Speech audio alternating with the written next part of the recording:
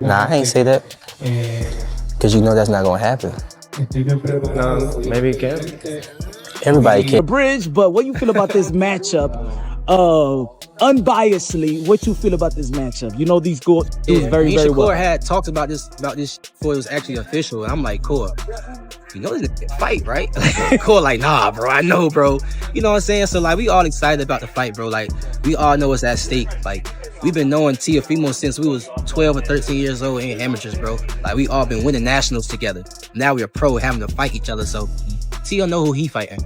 Yeah, man. Things heated up fast when Keyshawn Davis and Teofimo Lopez traded words, and it was clear there was real tension behind it.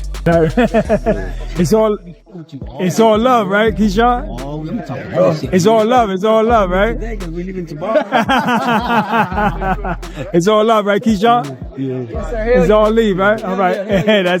It's just a young kid trying to get clout. You know, hasn't made anything, hasn't made no noise, could say what he wants to say. However, hasn't done the recognition, hasn't won a world title. So who is Keyshawn Davis? These guys want clout. Do you guys not understand this? The moment they all get into the moment, right? The momentum. They feel the IQ. They feel the punches. They say, oh, this is real life. I don't want to get knocked out in front of the... Keyshawn didn't hold back at all. He warned Teofimo that Shakur Stevenson isn't just there to win rounds. According to him, if Teofimo fights carelessly, Shakur has the ability to stop him outright. Starting off slow. Okay. And then I see as Shakur wins the first round, as Shakur wins the second round, slowly, I think Teo is going to eventually start picking it up and start imposing his will. Right. And then, you know, it's just going to go from there. That's how I think it's going to go. That's a fair assessment. That's a fair one. Especially for that to be his brother. I think it's going to be close. I think it's going to be closer than people think. You could hear the certainty in his voice. This wasn't hype or fandom. It was coming from someone who's shared rounds, seen the work up close, and understands the difference between reputation and reality.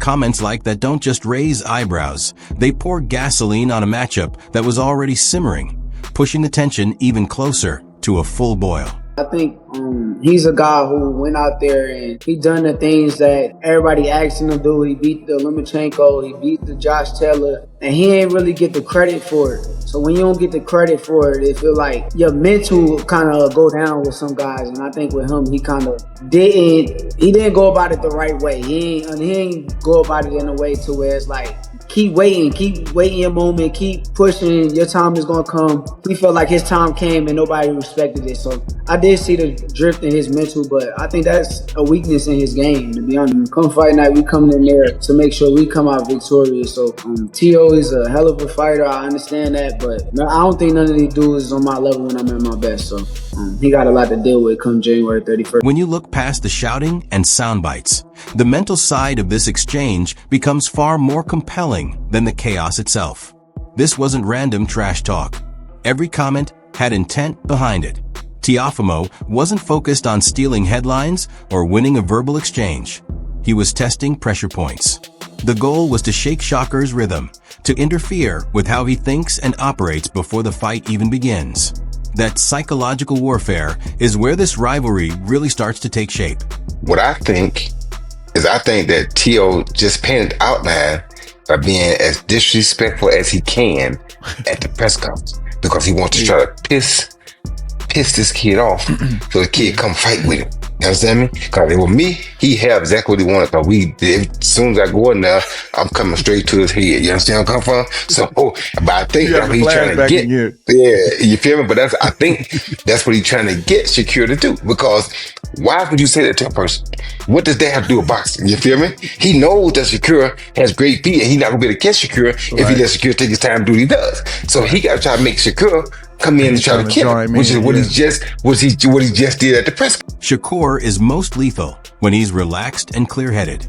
He doesn't fight off emotion or hype. He fights off information. He studies patterns in real time. Foot placement, breathing, balance, reactions. Every round is a calculation, and he adjusts without needing anger or momentum to fuel him. Teofimo is different.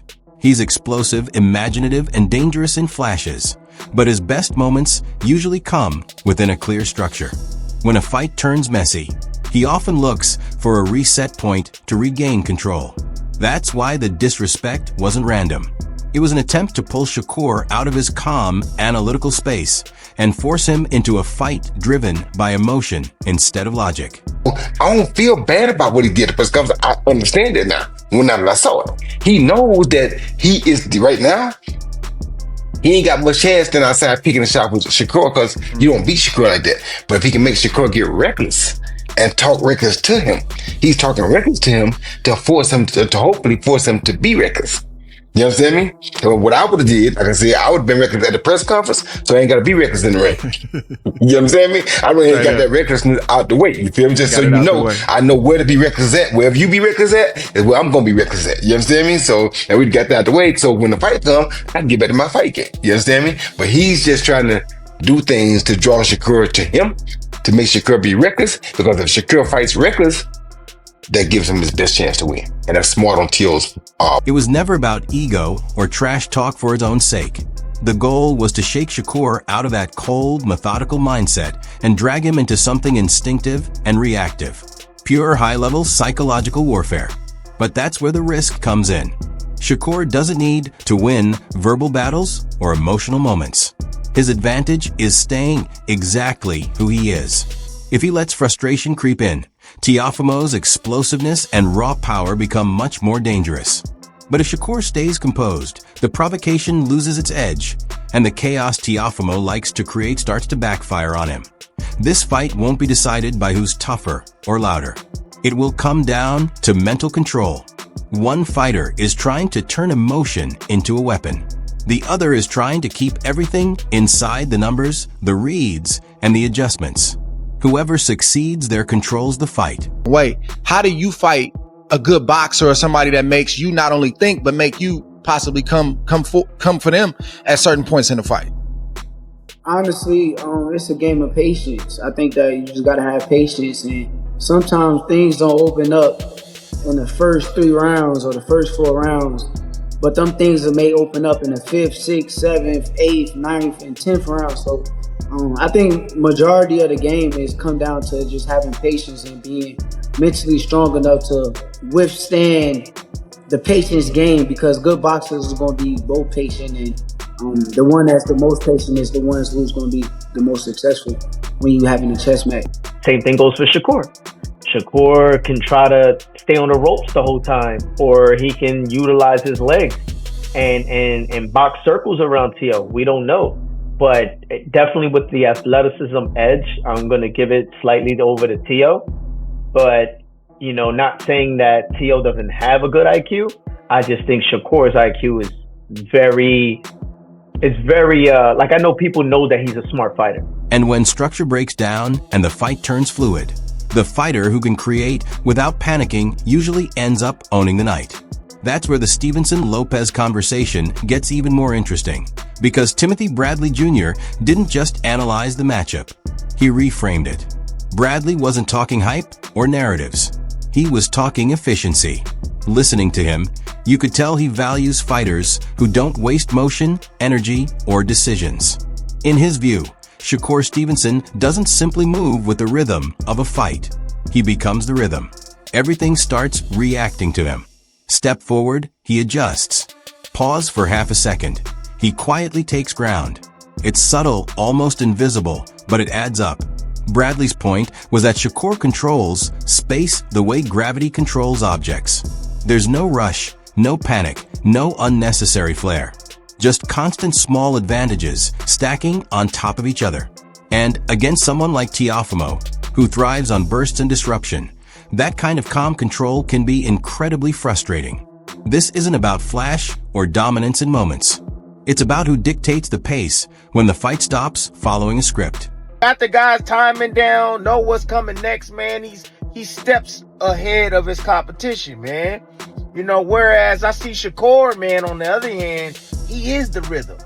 You know, and what I mean by that is like, he like the wave, you know what I'm saying? He'll come forward and he'll push back. He'll come forward and he'll push back. He is the rhythm, you know?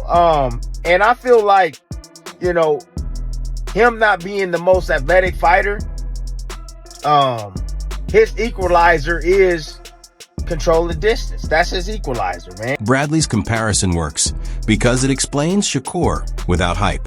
He doesn't have to be the fastest or the strongest when he's quietly taking choices away from you round by round.